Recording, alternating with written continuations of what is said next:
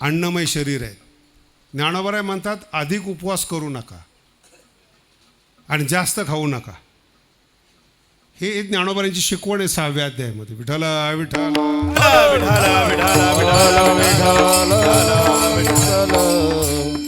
मग ही बुद्धी व्यवस्थित चालली पाहिजेत. त्याच्यासाठी कम्फर्टेबल वातावरण पाहिजेत. अधिक विषय सेवावा हा बोध नोहावा. अधिक जास्त खाल्लं की झोप येते. त्याचं शास्त्र आहे बरं का. तुम्ही ज्या दिवशी जिलेबी खाल्ली, गुलाबजाम खाल्ले, त्या दिवशी तुम्ही ज्ञानेश्वरी वाचूच शकत नाही. मी लिहून देतो.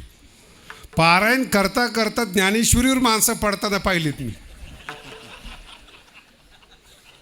मी एकाला विचारलं एवढं का खाल्लं. म्हणजे खाल्लं नाही, मी ज्ञानेश्वरीच्या पाया पडतोय की तुझ्यामुळं हे गुलाबजामचा योग आला आणि असाच योग सदा सर्वदा हा योग आहे.